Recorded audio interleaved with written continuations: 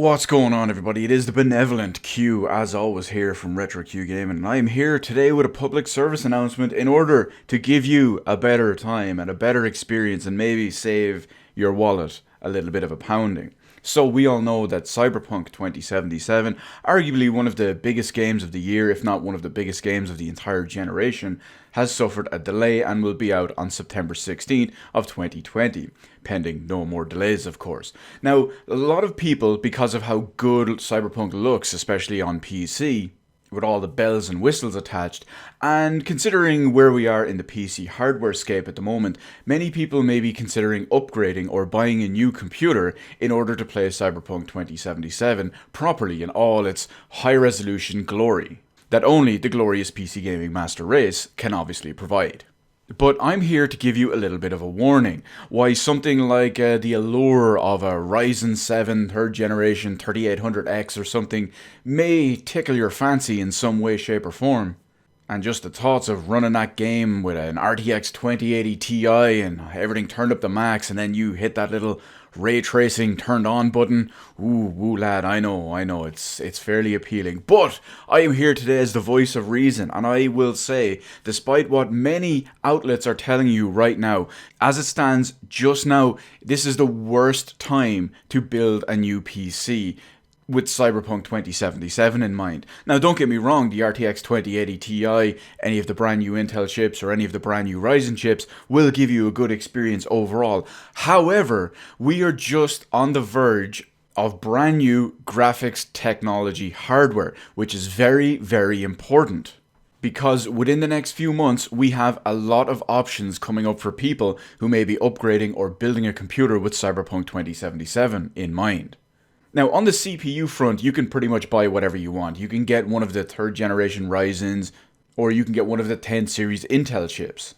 Gaming performance is going to be very, very similar. Intel will edge it out ever so slightly, but you will pay a premium for those extra 5 FPS. But when it comes to GPUs, video cards, graphics technology, whatever way you want to look at it and call it, it is an awful time to do this. There are several reasons for this. Number one, AMD have said that there will be new graphics cards coming out from them using their whole new architecture and based on Navi. Now, they're not going to be refreshes of existing cards like the 5600 or the 5700. These will be brand new cards. Maybe some mid-range cards, maybe some entry-level cards, and maybe, if what we've seen when it comes to the leak anyway, the performance benchmark, maybe even a high-end card that could be on par or better in some ways than, say, an RTX 2080 Ti. So no matter what you're looking at, you might be able to get similar performance for what you're aiming for or what you're expecting at a lower price point, or at the price point you're kind of willing to spend a couple of months from now and still prior to the game launching, you might get an even better graphics card to get even better performance.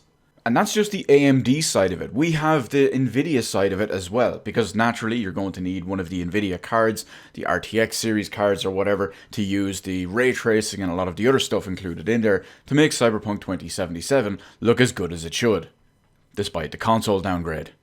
And that's where this whole gap between January and September comes in. The game is currently 8 months away, just under 8 months. It's like 7 3/4 or 7.5. But a lot can happen in 8 months, and given the fact that the current Nvidia RTX series cards have been out for just under 2 years, we are likely looking at a refresh any time now. It would not surprise me if something was announced in maybe March or April, and then launches in maybe, I don't know, August, still in time for Cyberpunk 2077. And the same principle for the AMD cards applies here. You might be able to get better performance at the same price. You might be able to get the same performance at a lower price. Or instead of going out and buying an RTX 2080 Ti and the performance you get for there, maybe you could spend that same amount of money and get what is purportedly, according to the leaks anyway, an absolute monster in an RTX 3080 Ti. Because if everything there is to be believed, you're looking at a roughly 50% performance increase in most cases and almost no performance hit for ray tracing. That's huge. Just like what will probably be the inevitable price point. But the point is, don't rush out and buy all these new parts and whatnot too. Sure, make a list, absolutely. But keep your options open. Don't pull the trigger until maybe 1 month or 6 weeks, whatever it is, before the game launches. A lot of stuff can happen in PC hardware in the meantime, and we are all expecting it too. I plan on building a new PC myself this year. I'm waiting until much later in the year, still before Cyberpunk, because I expect new GPUs. Depending on what's available on the CPU front at the time, it will either be a top-end Ryzen or a top-end Intel. And most likely an RTX 3080 Ti or an RTX 2180 Ti, whatever they're going to call it. So remember, slow your roll, save up for the next 8 months or do whatever it is you're doing. Make lists, make comparisons, check benchmarks, wait for all the new announcements and stuff, and then you'll be able to make the proper best choice for you, your wallet, and your experience with Cyberpunk 2077 and the glorious PC Gaming Master Race.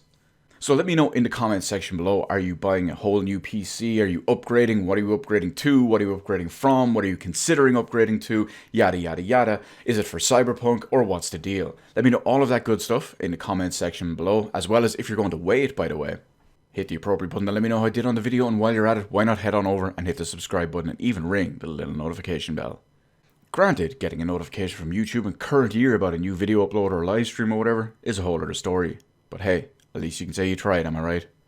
As always, thank you so much for watching. I'll see you in the rest of the videos in my channel.